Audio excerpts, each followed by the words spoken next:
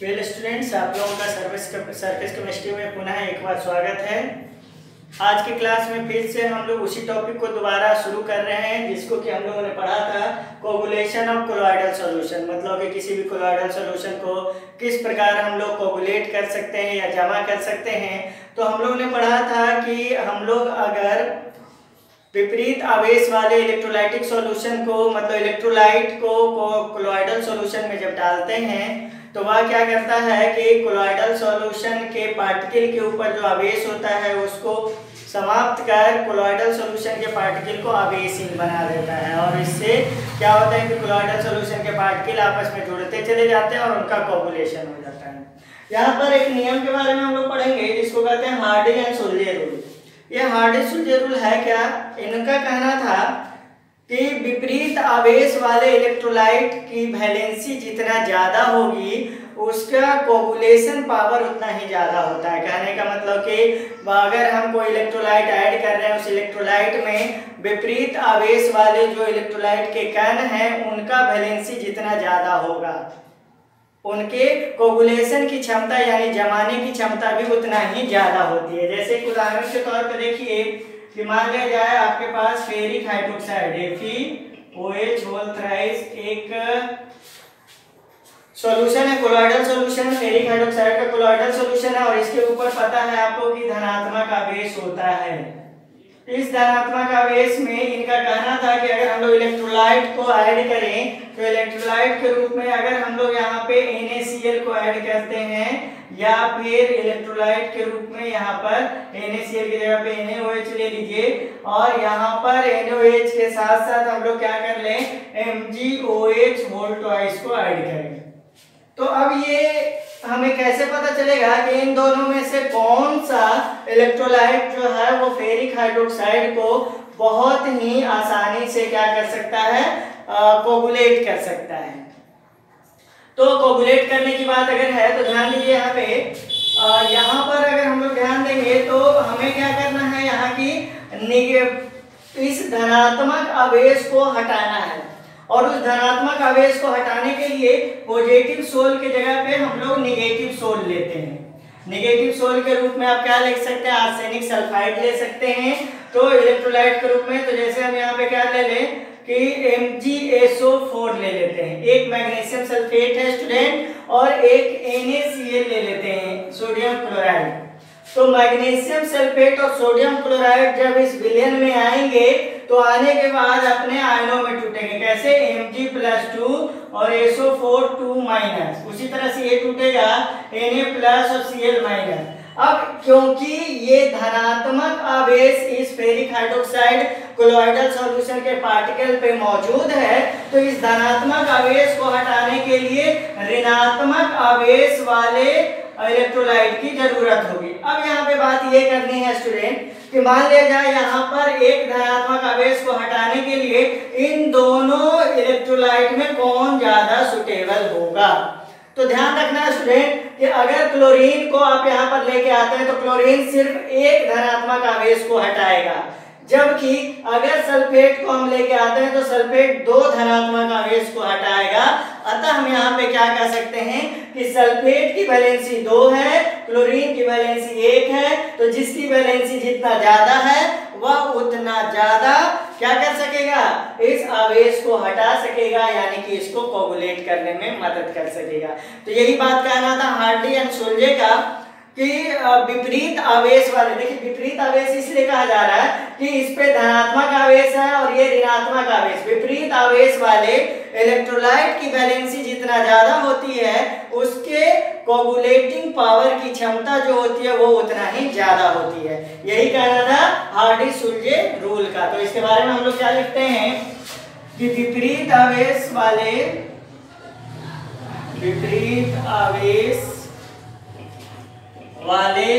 Electrolyte,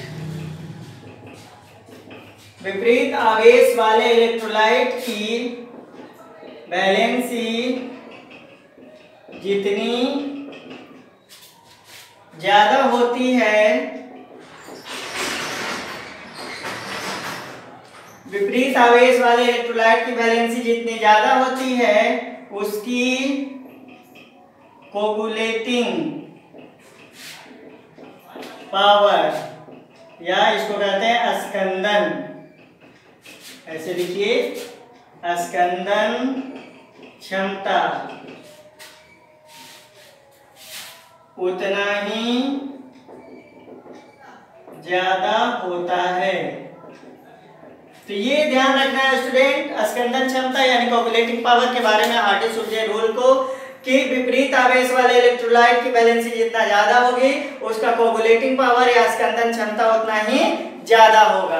तो ये तो हो गई हार्डी-सुलज़े रूल की बात। अब हम लोग यहाँ पे हॉफमैस्टर सीरीज के बारे में बात करेंगे, जो हमें ये बताएगा कि किस विपरीत इलेक्ट्रोलाइट के वैलेंसी कितना ज्यादा है और उसकी स्कंदन क्षमता कितनी ज्यादा है। तो चलिए अब आगे हम लोग बात कर लेते हैं हॉफमैस्टर सीरीज के बारे में।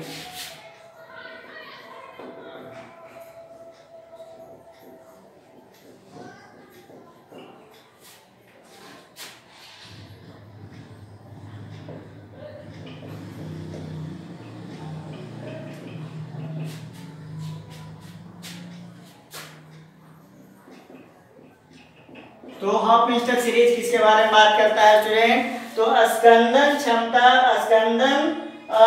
क्षमता के बारे में बात करता है कि स्कंदन क्षमता किसका ज्यादा है, उसके बारे में हॉफमैस्टर सीरीज हमें बताता है। तो सबसे पहले हम लोग क्या बात कर लेते हैं स्टूडेंट? सबसे पहले हम लोग बात कर लेते हैं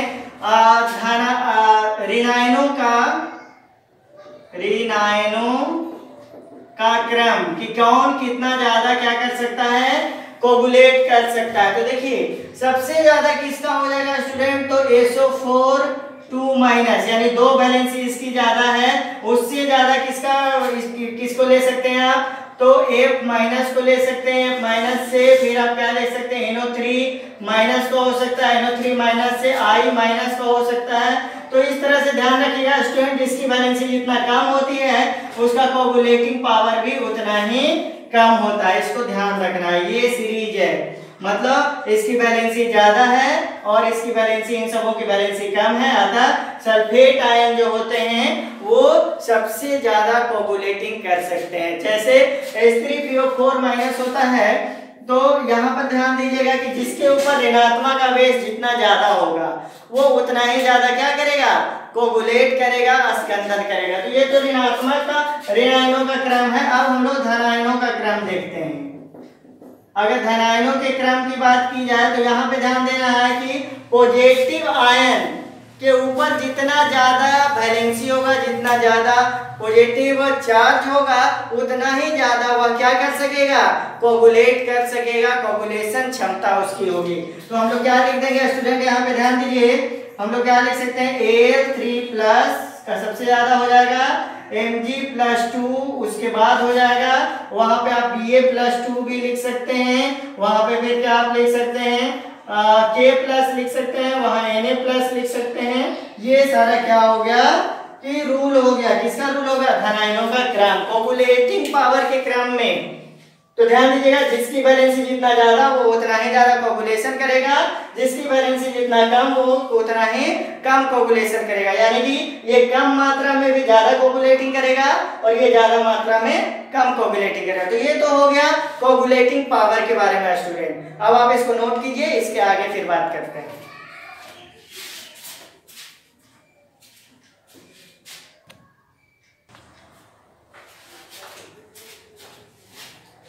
अब देखिए स्टूडेंट, हम लोग बात करेंगे कोगुलेटिंग वैल्यू यानी कि फ्लोकुलेटिंग वैल्यू या फिर स्कंदन मान का, कि मतलब कौन सा इलेक्ट्रोलाइट ज्यादा स्कंदन कर सकता है और कौन सा इलेक्ट्रोलाइट कम स्कंदन कर सकता है। तो देखिए हम 2 उदाहरण दे रहे हैं आपको। देखिए 2 उदाहरण हैं। इन 2 बर्तन में आप क्या लीजिए कि मान लिया जाए यहाँ पे आर्सेनिक सल्फाइड ले लिए H2S3, और इसके ऊपर कैसा आवेश होगा स्टूडेंट? ऋणात्मक। ध्यान दीजिएगा, कैसा आवेश होगा? ऋणात्मक। दोनों में हमने लिया है H2S3 आर्सेनिक सल्फाइड, और दोनों के ऊपर कैसा आवेश है? तो दोनों के ऊपर ऋणात्मक आवेश है। अब ध्यान दीजिए स्टूडेंट, ये जो ऋणात्मक आवेश वाले कोलॉइडल सॉल्यूशन है आर्सेनिक सल्फाइड का, अब हम ये देखना चाहते हैं कि मान लिया जाए इसका कितनी मात्रा है? 10 अणु है। ऐसे हम लोग समझते हैं ये 10 अणु है और इसके ऊपर ऋणात्मक आवेश कितना है 1 2 3 4 5 6 7 8 9 10 10 ऋणात्मक आवेश है और इसके भी 10 अणु हैं और इस 10 अणु में 1 2 3 4 5 6 7 8 9 10 10 ऋणात्मक आवेश है। अब आप दो तरह के इलेक्ट्रोलाइटिक सॉल्यूशन को लीजिए, एक लीजिए NaCl और एक लीजिए NaCl और दूसरा ले लीजिए AlCl3। दो तरह के इलेक्ट्रोलाइट को लीजिएगा तो क्या होगा स्टूडेंट, ये इस विलयन में आने के बाद Na+ और Cl- में टूटेगा और ये विलयन में आने के बाद Al3+ और 3Cl- में टूटेगा। अब इन इलेक्ट्रोलाइटिक सॉल्यूशन में उपस्थित कोलॉइडल सॉल्यूशन में उपस्थित कोलॉइडल के जो कण हैं उनको आवेशहीन बनाने के लिए देखिए 10 अगर ऋणात्मक आयन को समाप्त करना है तो आपको Na+ की मात्रा कितनी लेनी होगी, 10 Na+ चाहिए 10 ऋणात्मक आवेश को हटाने के लिए। उसी तरह से यहाँ पर अगर आप 10 ऋणात्मक आवेश को हटाना चाहते हैं तो आपको कितना Al3+ की जरूरत होगी, मात्र 3 अणु की। तो देखिए ये यहाँ पर 10 अणु की जरूरत हो रही है इसको आवेशहीन करने के लिए, 10 ऋणायन को आवेशहीन करने के लिए सोडियम क्लोराइड के 10 अणु की आवश्यकता हो रही है, जबकि आर्सेनिक सल्फाइड के 10 ऋणायन को आवेशहीन करने के लिए एल्युमिनियम क्लोराइड के मात्र 3 अणु की जरूरत पड़ रही है।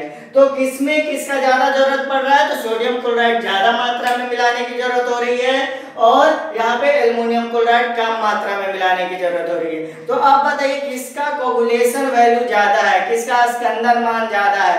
तो वैसे इलेक्ट्रोलाइट जिसको कम मात्रा में मिलाने के बाद भी ज्यादा स्कंदन हो जाए उस तरह के इलेक्ट्रोलाइट का कोगुलेशन मान ज्यादा होता है, जबकि यहाँ पर ध्यान दीजिए कि यहाँ पर ज्यादा मात्रा में मिलाया जा रहा है तो आता है इसका कोगुलेशन मान क्या है, कम है। तो ध्यान रखना है विपरीत आवेश वाले इलेक्ट्रोलाइट की कम से कम मात्रा जो ज्यादा स्कंदन कर सकता है कोलॉइडल सॉल्यूशन का उसी को उसका कोगुलेटिंग वैल्यू कहते हैं, मतलब कि कम मात्रा ज्यादा कोगुलेटिंग वैल्यू। जैसे उदाहरण स्वरूप आपको बताते हैं स्टूडेंट, आपको 1 लीटर जल लेना है और उस 1 लीटर जल को लाल रंग से रंगीन बनाना है, ठीक है। अब आप क्या करते हैं कि लाल रंग से रंगीन बनाने पर 1 लीटर जल में आप लाल रंग के 2 कण को डालते हैं 1 गिलास में। जैसे ऐसे समझिए कि मान लीजिए 2 गिलास है आपके पास, इसमें भी 1 लीटर जल है,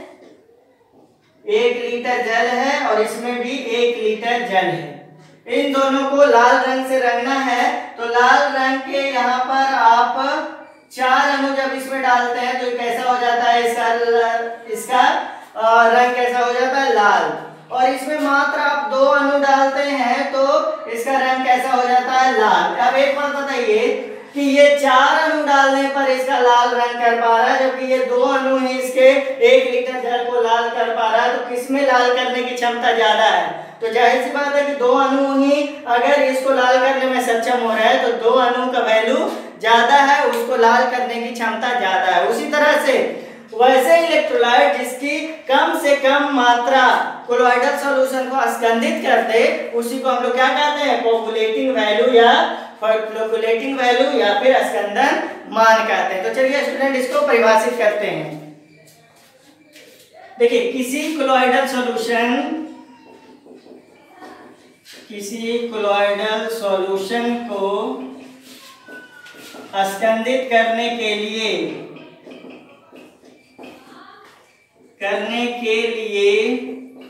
इलेक्ट्रोलाइट की न्यूनतम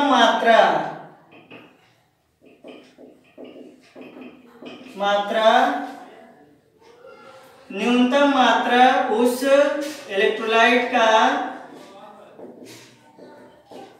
स्कंदन मान कहलाता है। और उदाहरण के लिए लिख दीजिए आप यहाँ पे स्टूडेंट कि AlCl3 का स्कंदन मान NaCl की तुलना में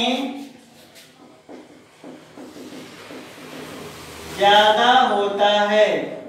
ये ध्यान रखना है स्टूडेंट, कि AlCl3 का मान, ये भी स्कंदन वैल्यू अगर आपको ऐसे पता करना है तो आप क्या कीजिए, उसका वैलेंसी पता कर लीजिए इलेक्ट्रोलाइट का। जिस इलेक्ट्रोलाइट का वैलेंसी जितना ज्यादा होगा उसका कोगुलेटिंग वैल्यू यानी स्कंदन मान उतना ही ज्यादा होता है। तो चलिए स्टूडेंट, इसको आप लिखिए स्कंदन मान के बारे में। अब इसके आगे बात करते हैं।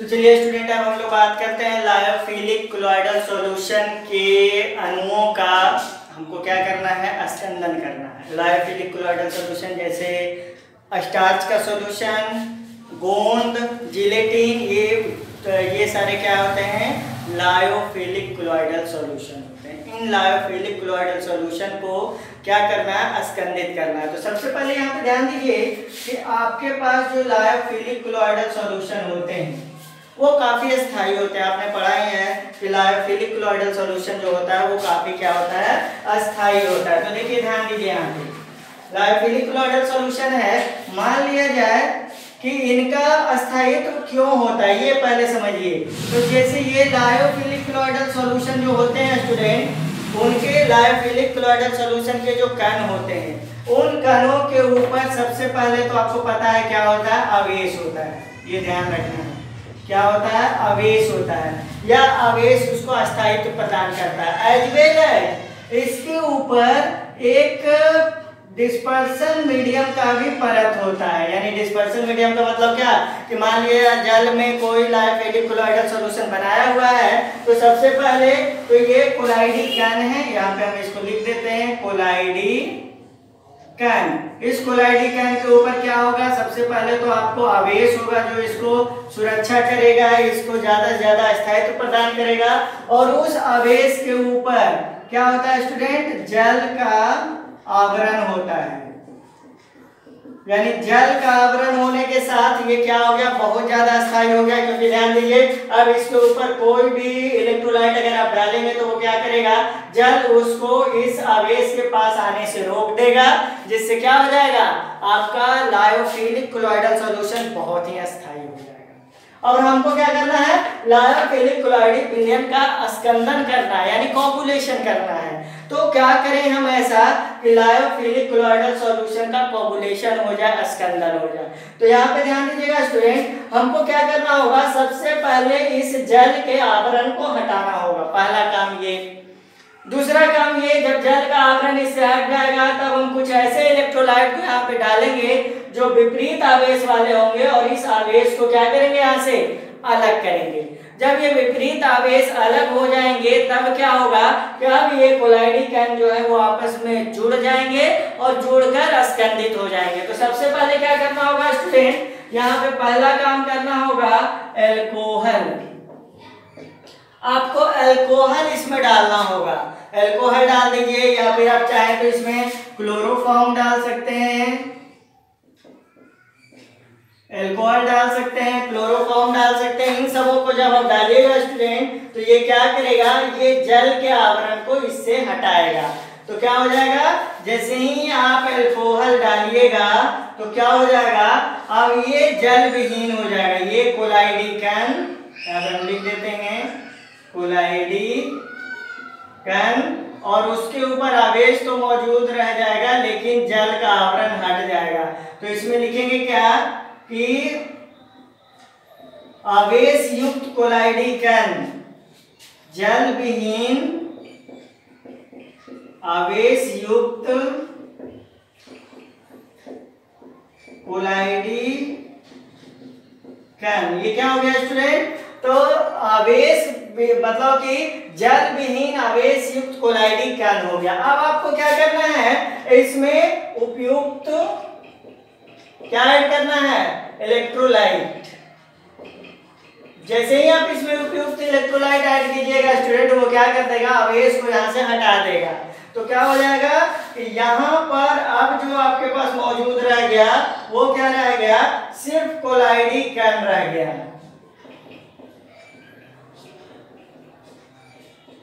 तो यहाँ पे ये क्या बच गया स्टूडेंट, कि जल विहीन आवेशहीन कोलाइडी कण। और ये क्या करेगा स्टूडेंट, अब आसानी से किसी भी दूसरे कोलाइडी कण के साथ जुड़ता चला जाएगा और इसका स्कंदन हो जाएगा। तो यहाँ पे हम लोग क्या लिखते हैं स्टूडेंट कि लायोफिलिक कोलाइडी विलयन का रक्षण उस पर उपस्थित आवेश के साथ क्या लिख रहा है, लायोफिलिक कोलाइडी विलयन का रक्षण उस पर उपस्थित आवेश के साथ उसके ऊपर जल का आवरण होता है। फिर क्या लिखेंगे स्टूडेंट, इसे स्कंदित करने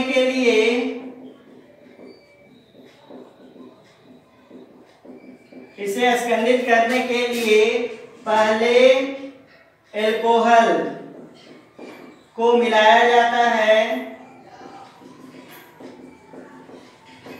जो कोलाइडी कण को जल विहीन बना देता है। तो क्या हो गया, कोलाइडी कण को जल विहीन बना दिया। अब इस विलयन में उपयुक्त इलेक्ट्रोलाइट मिलाने से कोलाइडी कण आवेशहीन हो जाता है। क्या हो गया, कोलाइडी कण आवेशहीन हो जाता है जो एक दूसरे से जुड़कर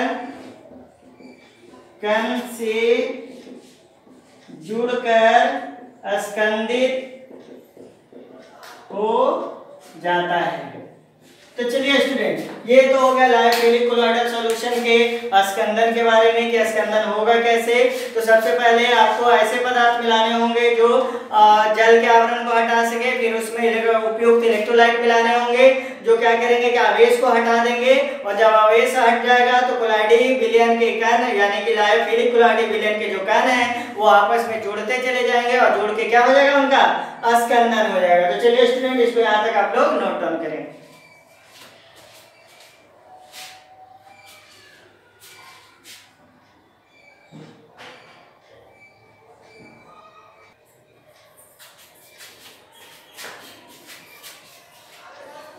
तो चलिए स्टूडेंट, अब आगे हम लोग बात करते हैं कोलाइडी विलयन का रक्षण या protection of colloidal solution. Colloidal solution का कैसे प्रोटेक्शन कर सकते हैं हम लोग, उसके बारे में बात करेंगे। तो देखिए स्टूडेंट, ध्यान देने वाली बात यहाँ पे क्या है कि कोलॉइडल सॉल्यूशन का प्रोटेक्शन करना है तो आपको ध्यान देना है कि आप कोगुलेशन कैसे करते हैं उसको ध्यान दीजिए। जैसे कि मान लीजिए आपके पास एक कोलॉइडल विलयन है और उसके कोलॉइडी कण है।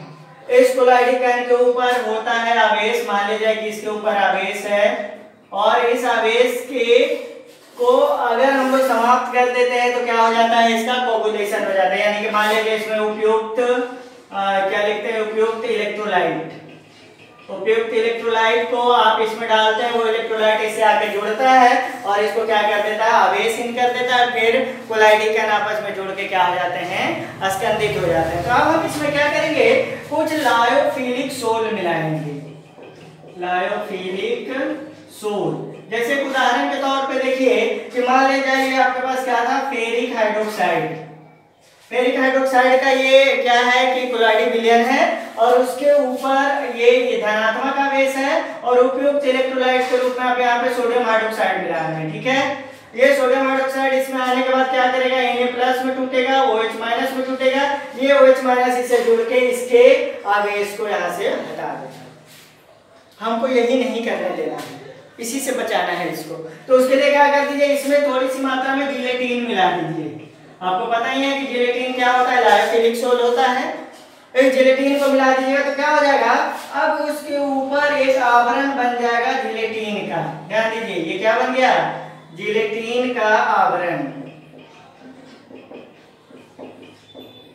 जैसे ही इस कोलॉइडल सॉल्यूशन के पार्टिकल के ऊपर जेलेटिन का आवरण बनेगा तो क्या होगा कि सोडियम हाइड्रोक्साइड अब इस आवेश तक पहुंच ही नहीं पाएगा। जब OH माइनस इस आवेश तक पहुंच ही नहीं पाएगा तब वो उसको हटा ही नहीं पाएगा, और जब आवेश हटेगा नहीं तो क्या होगा, इसका स्कंदन होगा नहीं। इसलिए हम लोग क्या कहते हैं कि उचित मात्रा में अगर हम लोग लायोफिलिक सोल किसी कोलॉइडल सॉल्यूशन में मिला दें तो वह उसका क्या करता है, रक्षण करता है, प्रोटेक्शन करता है। इसी को हम लोग कहते हैं प्रोटेक्शन ऑफ कोलॉइडल विलयन। तो कोलॉइडल विलयन का मतलब क्या हो गया स्टूडेंट, कि कोलॉइडल सॉल्यूशन में अगर हम लोग उपयुक्त मात्रा में लायोफिलिक सोल को मिला दें जो उसके स्कंदन को रोक सके तो उसी को हम लोग क्या कहेंगे, प्रोटेक्टर कहेंगे, या फिर हम कह सकते हैं इसी प्रक्रिया के द्वारा हम लोग कोलॉइडल विलयन का रक्षण करते हैं। तो हम लोग यहाँ पे लिखेंगे किसी कोलॉइडल सॉल्यूशन में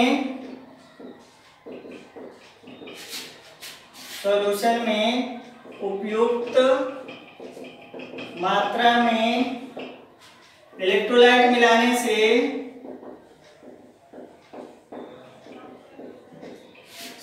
उसका स्कंदन होता है, परंतु अगर उस विलयन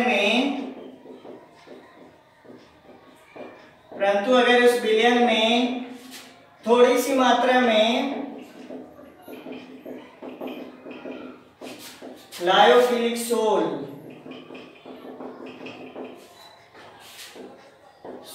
को मिला दिया जाए तो कोलॉइडल सॉल्यूशन का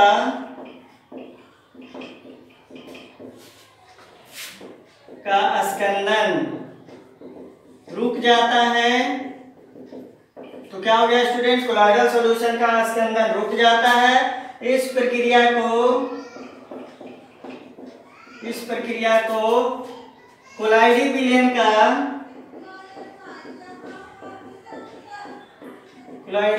का रक्षण यानी प्रोटेक्शन,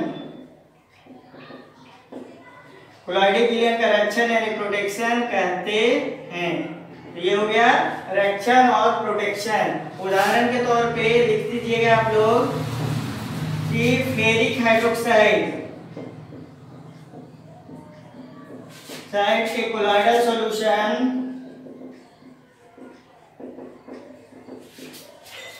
में थोड़ी सी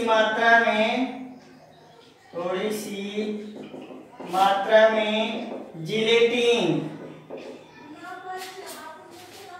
मिला देने पर वह उसे सोडियम हाइड्रोक्साइड के द्वारा स्कंदन से बचाता है। चलिए, तो ये तो हो गया आपका कोलॉइडल विलयन का रक्षण। और इसी रक्षण के आधार पे एक और आपको टर्म पढ़ना है जिसको गोल्ड नंबर कहते हैं, गोल्ड संख्या।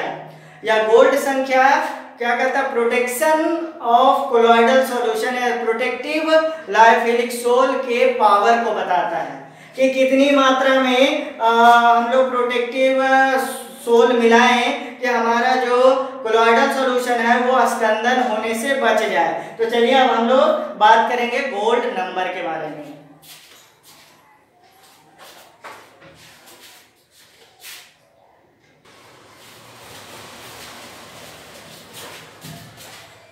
तो चलिए स्टूडेंट, अब हम लोग बात कर लेते हैं गोल्ड नंबर के बारे में, और इसी को कहते हैं गोल्ड संख्या।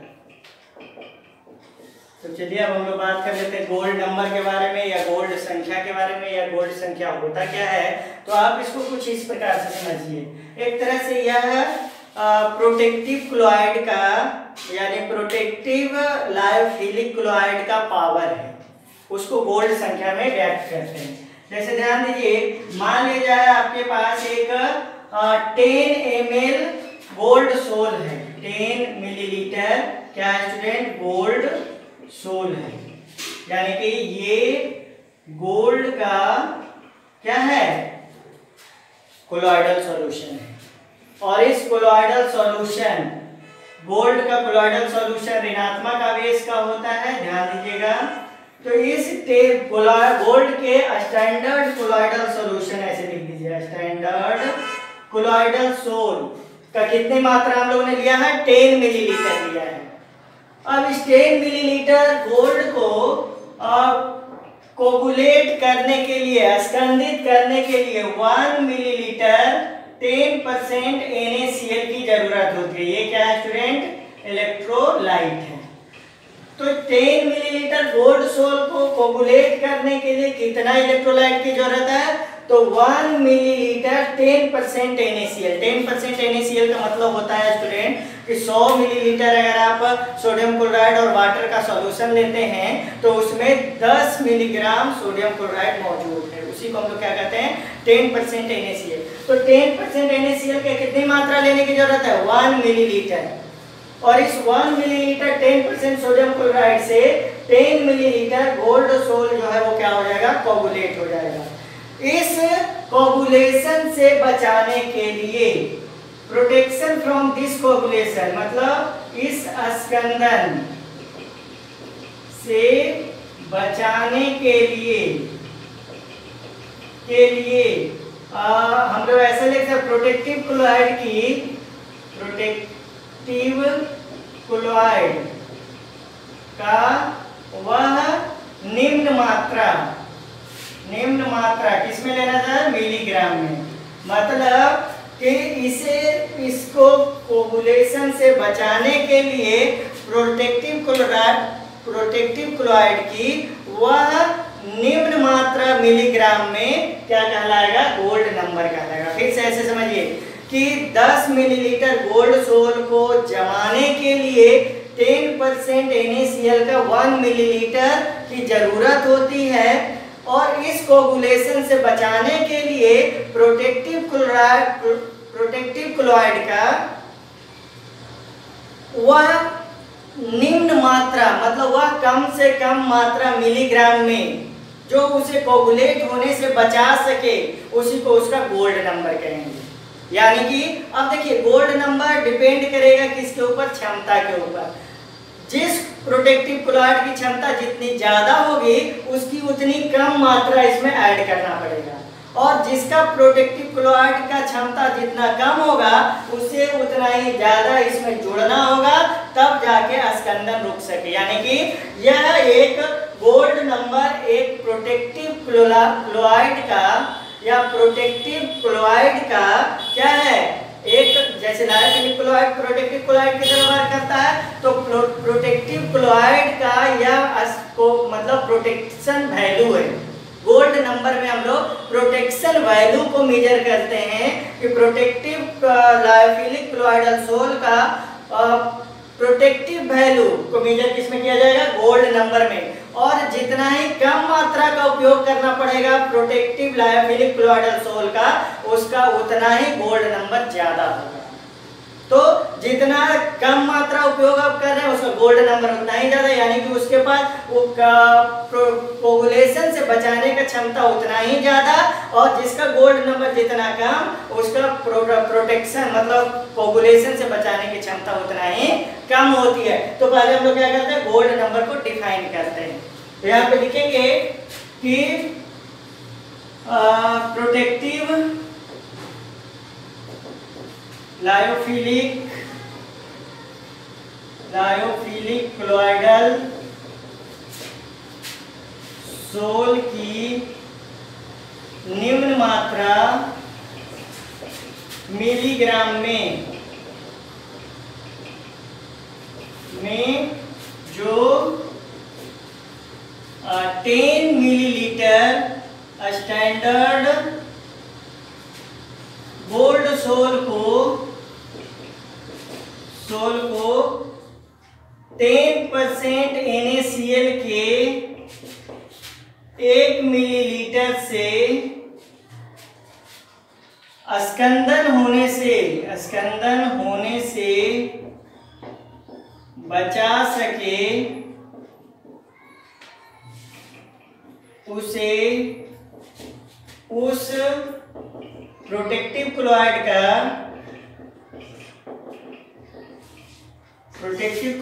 का गोल्ड नंबर कहते हैं। तो निम्न जितना कम मात्रा में मिला के अगर आप प्रोटेक्शन बचा मतलब कोगुलेशन बचा सकते हैं, उसकी गोल्ड नंबर की मात्रा उतनी ज्यादा होगी। तो यहाँ पे लिखेंगे जिस प्रोटेक्टिव लायोफिलिक कोलॉइडल सोल की कम से कम मात्रा कोगुलेशन को बचा सके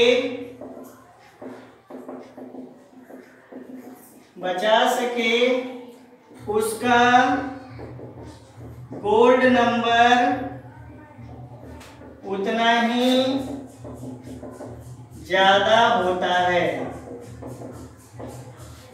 यहां पे लिखेंगे गोल्ड नंबर मुख्यतः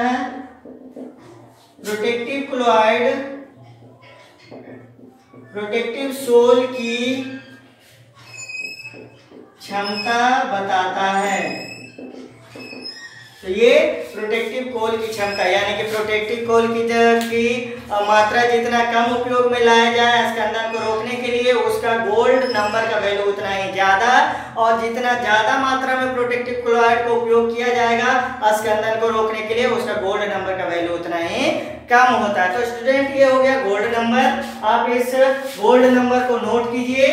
अब हम लोग इसके बाद नेक्स्ट क्लास में इमल्सन के बारे में बात करेंगे, प्यास के बारे में। दो तरह के प्यास होते हैं, वो कैसे बनाए जाते हैं उसके बारे में हम लोगों को बात करनी है। तो अगला क्लास हम लोगों का इमल्सन से रिलेटेड है, इमल्सन के बारे में बात करेंगे। तो स्टूडेंट आज की क्लास को अच्छी तरह से आप लोग देखिए, समझने की कोशिश कीजिए। अगर किसी तरह की कोई परेशानी हो तो आप कमेंट बॉक्स में जाकर कमेंट कर सकते हैं, आपको उसका रिप्लाई मिलेगा।